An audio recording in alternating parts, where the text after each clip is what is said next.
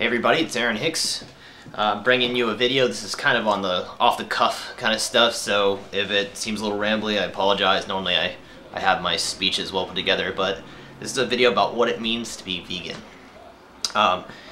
It is going to talk about befriending and loving people who have different views than you, and it also is going to have scripture from the Bible, which is interesting because I am mystic, not Christian, and I am a vegan who finds love in his heart for people who wear fur and eat meat, and it does not bother me whatsoever.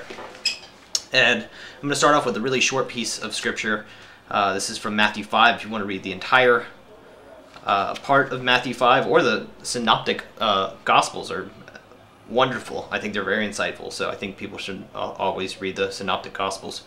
But this is very short, and we'll talk a little bit about it afterwards. Ye have heard that it hath been said, Thou shalt love thy neighbor and hate thy enemy. But I say unto you, love your enemies, bless them that curse you, do good to them that hate you, and pray for them that despitefully use you and persecute you, that ye may be the children of thy Father which is in heaven. For he maketh the sun rise on the evil and on the good, and sendeth the rain on the just and the unjust. For if you love them which love you, what reward have ye? Don't even the publicans the same? And if you salute thy brethren only, what do ye more than others? Do not even the publicans do so?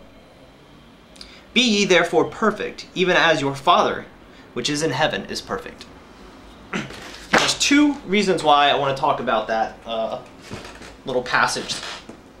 This goes with talking about religion and also talking about personal beliefs and views. If we take ourselves to the extent of fundamentalism in any aspect of our lives, people will be turned off by that concept. Let's say I go to a church because I want to further my spiritual studies, which I do.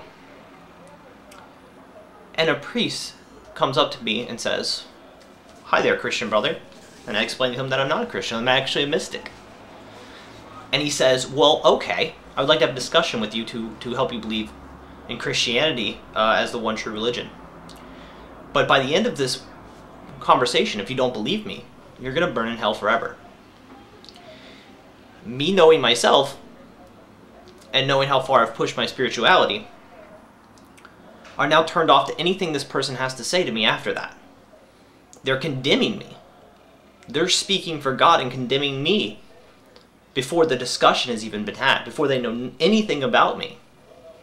So now everything that this guy has to say, the wisdom that he might have to offer me, is now negated by his decision to persecute me without knowing me. This goes for, I'm actually having this conversation because of the whole Kim Kardashian thing.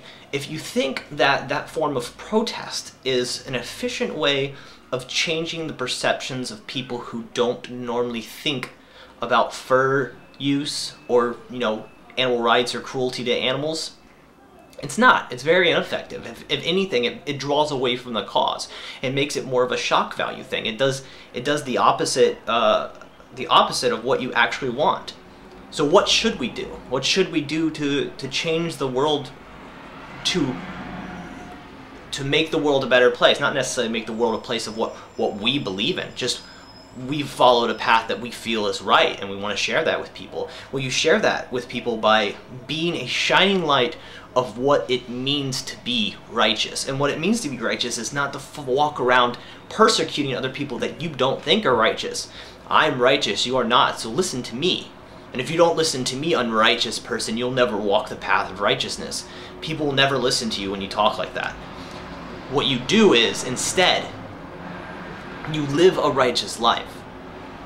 That's it. That's all you do. You become the shining light to the people who are around you. You immerse yourself in the people you feel are unrighteous and live a life that is righteous. People will see you, and they'll see how happy you are and how well you're doing with your life and the light in which you carry with you everywhere you go. And they'll think, I want that. I want a piece of that. So that is part one of what that scripture means to me. is not to persecute, but to immerse yourself in the people that you feel are, you know, wicked.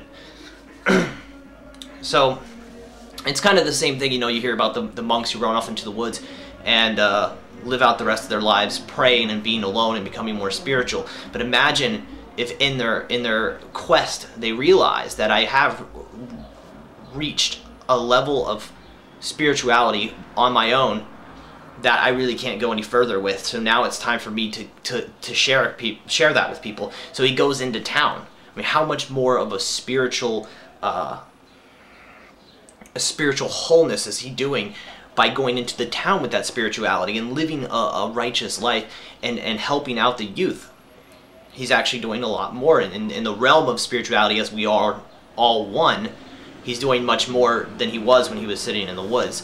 He's coming, being a spiritual being, and shedding the light in which he's found with others. Not in a persecuting way, not in a judgmental way, not with hate, but with love inside of his heart, and understanding and compassion. That leads me to my second point. The reason why you became vegan or became a raw foodist is because you had compassion and you had a want and a drive to take yourself to another level. But what happens is you take yourself to that next level and then you turn around and you look at where you came from and you begin to persecute people who are still there. When you do that, you've negated not necessarily the ecological ramifications or the cruelty ramifications of becoming vegan, but the spiritual ramifications of taking that step. And on the soulful level, you've reverted right back to where you were. You've gone nowhere. You've come full circle now that you think that you're better than other people. So for the sake of continuing your journey, because becoming vegan, becoming a raw foodist is definitely not the end. It's, if anything, very close to the beginning of where you want to lead. It's the door that opens. It's Pandora's box into this world of spirituality that you can continue down.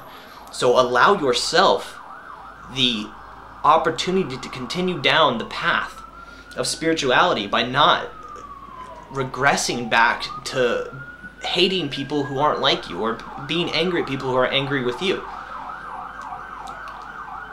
Love thy neighbor is great, loving people like you, but surrounding yourself with people who have the same views as you and forgetting the rest of the world exists is naive.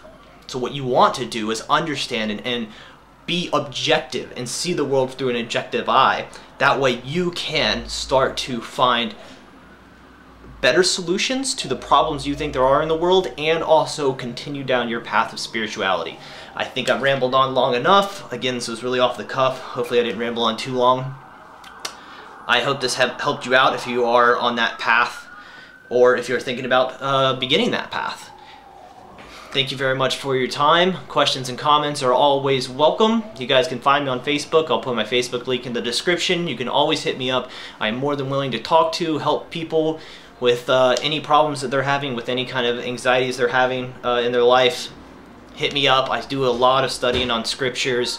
You can also read, watch some of the Bhagavad Gita videos, which are wonderful, which Veronica has been filming on this channel.